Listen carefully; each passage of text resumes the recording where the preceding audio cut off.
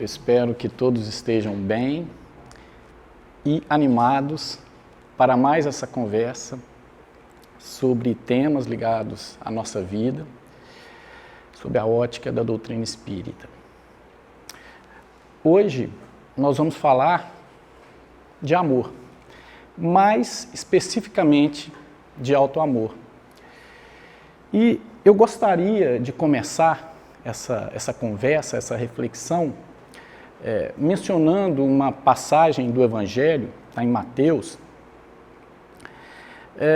na qual, mais uma vez, os fariseus, e um deles especificamente, questionou Jesus, tentando ali, vamos dizer, tentá-lo ou testá-lo sobre essa questão. Esse fariseu chega para Jesus e pergunta: Mestre, qual é o maior mandamento da lei? E Jesus, de maneira tranquila, serena, humilde, mas com autoridade, de quem sabia do que falava e como deveria falar, responde para ele: amarás o Senhor teu Deus de todo o teu coração, de toda a tua alma e de todo o teu entendimento. Esse é o maior e o primeiro mandamento. O segundo é semelhante a esse: amarás o teu próximo como a ti mesmo. Toda a lei e os profetas dependem desses dois mandamentos. Hoje, nós vamos falar mais especificamente da parte final desse segundo mandamento. Amar a ti mesmo. A gente poderia usar aqui o termo auto-amor. E amor, na verdade, na cultura grega, quer dizer conhecer. E na cultura bíblica, ou judaico-cristã, é mencionado que o amor não parte do mundo ou do homem, mas de Deus. Agora, do latim, se a gente pegar a etimologia da palavra, o que quer dizer amor, ou amore? Quer dizer muitas coisas. Por isso é dito como vocábulo polissêmico, ou seja, que cabe muitas interpretações, que tem muitos significados. Mas tem um especial que eu gosto muito e eu queria compartilhar aqui com vocês. Seria: o amor é a totalidade dos sentimentos e desejos que estruturam o pensamento para a liberação de energias e forças que guiam a ação na produção do bem, possibilitando a aquisição de qualidades constituintes do conhecimento do espírito. Então, essa palavra tão complexa, o amor, que pode ter tantos significados, no final das contas, ela nos guia para ações que nos levam a fazer o bem. Então, eu acho que isso talvez seja o mais importante de nós pensarmos. E, principalmente, quando a gente cita aqui de crescimento do espírito, aperfeiçoar, burilar a nossa alma. Nós estamos aqui com um corpo, somos um espírito que detém um corpo, que, no final das contas, o nosso grande objetivo é justamente aperfeiçoar essa alma, esse espírito, através do aprendizado. Então, embora nesse segundo mandamento tenha sido feito a referência ao próximo, que a gente logo pensa no outro, e como exemplo, e a gente já até falou dessa parábola aqui, a gente poderia, pensando no próximo, falar daquela parábola, não sei se todos conhecem, do bom samaritano, que é aquela pessoa da Samaria, que é uma região lá de Israel, que era discriminada pelos demais judeus, que era considerado um povo inferior, que no momento que alguém tinha sido atacado, estava muito doente e ferido, o único que o ajuda é um samaritano. Por isso ele é chamado bom samaritano. E Jesus fez isso justamente para mostrar que não importa a origem da pessoa, não importa se ele é um samaritano, se ele é um fariseu ou saduceu, o que importa é o ato, o que importa é que aquela pessoa faça o bem. E foi isso que Jesus tentou mostrar. Mas aqui especificamente a gente vai falar desse amor a nós mesmos. Nós nos amamos? Será que nós nos amamos efetivamente? Porque talvez esse auto-amor seja justamente a condição necessária para que nós tenhamos condições ou possibilidade de amar o outro, de amar outra pessoa, de verdade. Mas antes de falar de auto-amor, eu gostaria de falar de autoconhecimento. E eu vou recorrer à ajuda do espírito Anthony Green, que é um dos espíritos que nos orienta e que nos ajuda a entender todas essas questões ligadas ao espírito. O Mauri Rodrigues da Cruz, um médium que desencarnou já tem algum tempo, nos ajudou com psicografias feitas a partir dos ensinamentos desse espírito, Anthony Green. E olha o que ele nos ensina sobre autoconhecimento. Ele diz o seguinte: a cultura do autoconhecimento está em todas as línguas, uma vez que está com todos os homens. O importante é cada homem aprender a falar consigo mesmo, dizendo e afirmando constantemente aquilo que é para si mesmo, pois só assim consegue ser autêntico para com o próximo. Então, se nós imaginarmos que temos que afirmar constantemente para nós mesmos o que é importante, é algo que aparentemente pode ser simples, mas na verdade é muito complexo. Por quê? Encararmos os nossos defeitos e as nossas qualidades de maneira verdadeira e efetiva não é fácil. Descobrimos efetivamente quem somos, isso pode ser um caminho bem difícil. O espírito Marina Fidelis, que também nos ensina muito através, e nos ensinou e nos ensina através das psicografias do professor Mauri, ela nos diz o seguinte: todo homem deve ser treinado para a coragem de se autoconhecer, de mostrar a si mesmo quem realmente é. E nos amarmos, realmente, quando a gente pensa que, quando nós nos conhecemos ou nos autoconhecemos, descobrimos realmente quem nós somos e nos mostramos como realmente somos, a partir daí, sim, a gente pode começar a pensar na possibilidade de amar o outro. E isso remete à ideia do homem integral. O que é o homem integral? O homem integral conhece a harmonia cósmica e está conscientizado a respeito de suas características. Está consciente do processo evolutivo, da visão sistêmica do mundo. E ele está conscientizado, consciente disso tudo, de suas próprias características, através do autoconhecimento. É conhecendo a si próprio que ele consegue ter consciência a respeito de quem realmente ele é e do processo evolutivo pelo qual nós passamos. Não só nessa existência, mas que o nosso espírito vem experimentando aí já há muito tempo, desde outras existências, desde a sua criação por Deus. E é bom ressaltarmos também que o Espiritismo ele não trabalha com a ideia de perfeição, mas de aperfeiçoamento do processo. Por isso, é interessante a gente fazer a distinção entre homem integral e homem perfeito. Não existe perfeição para nós ainda. Não existe um homem perfeito. Existe aquele homem que está comprometido com o fazer crístico, tentando, de maneira persistente, adequar o seu viver à exemplificação de Jesus. Jesus deixou aí tantos exemplos que nós poderíamos seguir, e daí a necessidade de estarmos comprometidos com essa causa, com seguir esses exemplos, atender a esses ensinamentos. Nós não temos que ser perfeitos, mas nós temos que sempre buscar o aperfeiçoamento do nosso processo espiritual, através dessa existência e de outras que já tivemos, e de outras que poderemos, se merecermos, vir a ter. O mundo ele pode ser uma escola constituída por um paraíso ou um inferno. Isso vai depender de como nós o encararmos. Se nós estivermos dispostos a aprender, veremos aqui esse mundo como um paraíso. Mas se estivermos dispostos a não aprender nada, a não fazer aprendizado, isto aqui para nós será um inferno.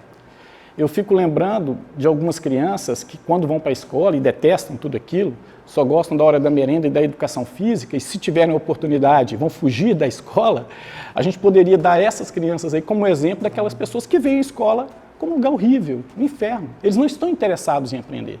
Daí a importância dos pais, das pessoas que estão em volta daquela criança, mostrarem para ela que aprender sim é o caminho. Quanto mais ela aprender, mais ela vai se aperfeiçoar como ser humano. E nós, como humanos, quanto mais fizermos aprendizados, mais vamos nos aperfeiçoar como espíritos que somos. Agora sim, nós poderemos falar do alto amor. E, desde já, é bom esclarecer, apesar do nome, alto amor, que não se trata de egoísmo. Trata-se de amor. E o amor, pela sua própria natureza, conforme eu falei aí anteriormente, é a virtude que nos leva a desejar o bem, a felicidade, o progresso do ser amado. Então, o alto amor é uma coisa boa, não é egoísta, ao contrário. Você se preocupa com os demais e aplicar conscientemente o alto amor é um desafio altruísta, porque quando você se ama, você então abre a possibilidade de amar outras pessoas.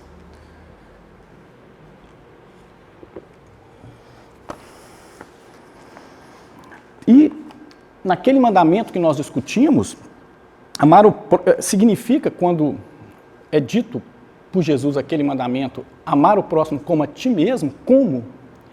É como, esse como quer dizer, você vai utilizar como parâmetro o amor que você dedica a si mesmo, para então, a partir daquela experiência, amar outra pessoa, amar o outro. E existem 3 maneiras da gente fazer isso. A gente pode, através do cuidado e dedicação com o corpo físico, a inteligência e o progresso moral, trabalharmos, estabelecermos esse alto amor em nossas vidas. Corpo físico, lá no Livro dos Espíritos, na pergunta 718, os Espíritos respondem o seguinte, é um questionamento. Deve-se prover as necessidades do corpo, porque sem força e saúde, impossível é o trabalho. Dando a entender de forma clara que você deve cuidar do seu corpo, que você deve deixá-lo da maneira mais apta possível, é o trabalho. Porque nós estamos aqui efetivamente para trabalhar. E não é só esse trabalho remunerado que a gente busca para sobreviver, mas também o progresso intelectual, o progresso moral. Nós estamos aqui para aperfeiçoar o nosso espírito, sobretudo. E isso demanda muito, demanda conhecimento, demanda persistência. Então, para todo esse trabalho é que devemos cuidar do nosso corpo. O nosso corpo, na verdade, é um templo dado em depósito por Deus, que um dia nós vamos prestar contas. Esse sistema perfeito que nós temos, esse conjunto de órgãos que funcionam com tanta harmonia, foi um presente, mas com um propósito. Por isso é que nós temos que cuidar muito, muito bem dele. E, na verdade, essa dificuldade de cuidar dos nossos corpos pode nos levar a 2 conclusões. A primeira, compreender os irmãos que se descuidam. Porque, vendo que não é tão fácil assim tratar bem esse corpo que a gente tem, a gente pode compreender aqueles irmãos que, por alguma limitação, não conseguem manter um corpo saudável. Eles não conseguem cuidar do seu corpo muito bem. E também medirmos ou aceitarmos a luta alheia de quem faz todo o esforço para cuidar bem do seu corpo. Eu moro numa região de muitos bares e restaurantes, e o que eu tenho percebido, se a gente pensar aí na questão dos vícios materiais, tabagismo, alcoolismo, alimentação inadequada, eu não sei se vocês já repararam, mas parece que apareceu uma nova modinha aí do cigarro eletrônico. Então, está todo mundo fumando, especialmente os jovens. Um grupo de pessoas que, inclusive, não tinham o hábito de fumar.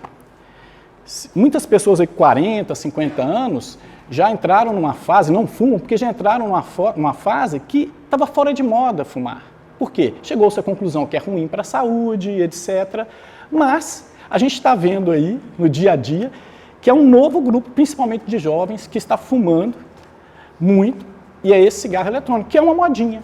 Mas um dia essa modinha vai passar, e essas pessoas que não conseguirem se desvincular desse hábito, passarão a fumar cigarros tradicionais, talvez até para manter essa indústria do tabaco. Ao que parece, essa é uma estratégia que ela está usando para resgatar esse público que, aos poucos, deixou de fumar. Na década de 60, salvo engano, era 60%, 70% da população fumava, hoje nem 20%. E eles viram nos jovens essa possibilidade e estão aí, lançaram essa moda. E quando ela passar, provavelmente eles vão ali ter garantido um novo público para isso. Então, esse é só um exemplo de armadilhas que a gente pode cair e acabar descuidando desse templo, desse corpo que nós recebemos. Vocês vejam que nós temos o perispírito, já foi falado aqui em outras palavras, que funcionam como elo entre o espírito e o corpo. Então, tudo que você faz de mal para o corpo, direto ou indiretamente, vai interferir no espírito. Lá no Evangelho segundo o Espiritismo, o Espírito Georges, falando sobre isso, ele diz o seguinte: começo por demonstrar a necessidade de cuidar do corpo, que, segundo as alternativas de saúde e doença, influi sobre a alma de maneira muito importante. Então, se você está maltratando o seu corpo, ainda que de forma indireta, em algum momento, todo esse descuido vai interferir no seu espírito. E você tem o perispírito que liga um ao outro. E você precisa desse corpo, você precisa desse instrumento, desse recurso maravilhoso que o Criador te deu para trabalhar o seu espírito. A existência nada mais é, essa existência especificamente, e as outras que já tivemos, e outras que talvez possamos ter, elas servem justamente para permitir que nós aprendamos mais, para que nós burilemos o nosso espírito, para que nós aperfeiçoemos o nosso processo de crescimento espiritual. Então, a pergunta que eu deixo aqui é a seguinte: como temos tratado o nosso corpo material? Como temos tratado o nosso corpo material? Tratar bem o nosso corpo material é também uma forma de se amar, é autoamor. Vamos então para a inteligência. E quando eu falo de inteligência aqui, eu não estou especificamente falando de estudo formal, acadêmico, pois isso depende de condições econômicas. Quando eu digo isso para vocês, eu lembro de uma pessoa que eu conheci, que hoje eu considero um amigo, que é espírita, estuda a doutrina espírita, inclusive dá palestras na área, coordena um programa de rádio no interior. E uma vez conversando com ele, a gente falando sobre formação, o que você estudou, e a gente sempre tem aquela coisa, você é médico, você é advogado. E eu perguntei para ele, qual que é a sua formação? É empresário bem-sucedido, que fala muito bem, tem um português escorreito. E ele falou, olha, eu fiz um ensino fundamental e mais uns 2 anos. Isso equivaleria, eu não sei como é que mudou um pouco, né, o sistema de ensino aí, seria a 6ª série antiga, e talvez um pouco mais do que o fundamental hoje. E eu confesso que eu fiquei surpreso, porque eu imaginei como que uma pessoa que teve tão pouca instrução sabe tanto, fala tão bem, domina, sabe muito sobre tudo, principalmente sobre a doutrina espírita, uma vez que ele é espírita praticante, faz palestras. E aí a gente começa a pensar o seguinte, que o espiritismo, ele é pródigo em oferecer meios de desenvolvimento cultural. Nós temos cursos, nós temos reuniões de estudos em grupo. Aqui nessa casa, nós temos um grupo de exercício mediúnico, todas as quintas-feiras, saímos das nossas casas, viemos aqui, dedicamos tempo, e às vezes em discussões acaloradas, mas sempre aprendendo, sempre tentando entender um pouco mais sobre os processos da vida e principalmente sobre como evoluirmos espiritualmente. Então, são oportunidades, palestras como essa, e mesmo o culto no lar, que você pode fazer até sozinho, se não tiver companhia. Você vai ler ali o Evangelho, você vai ler uma obra espírita de causa ou de efeito, e você vai aprender muito. Então, quando eu me lembro desse amigo, eu penso, o espiritismo para ele funcionou como um meio desse desenvolvimento intelectual, desenvolvimento cultural. E é muito importante que nós desenvolvamos o nosso raciocínio, nos inteiremos das novidades no seu ramo de trabalho, no ramo de trabalho, no hábito da leitura, na observação atenta, em assistir palestras como essas. A nossa irmã Dora lembrou muito bem, nós nos planejamos para estar aqui. Nós deixamos de fazer alguma coisa, deixamos de assistir um filme, deixamos de ir a um restaurante, deixamos muitas vezes de estar com uma pessoa que a gente gosta muito, que a gente queria muito estar ao lado, para estarmos aqui, tentando entender esses processos, tentando aprender alguma coisa, tentando fazer reflexão sobre alguma coisa. Então, esse progresso intelectual é muito importante. E é interessante que nós também entendamos, antes de falarmos de progresso moral, que talvez seja o mais difícil de cuidar, que o progresso intelectual ele ocorre antes do moral. O livro dos Espíritos, ele nos lembra que o fruto não pode surgir antes da flor. Antes de nos desenvolvermos moralmente, temos que nos desenvolvermos intelectualmente. Lembrando que não necessariamente com instrução formal, mas buscando o estudo, buscando o aprendizado, como o exemplo que eu dei daquele meu amigo. E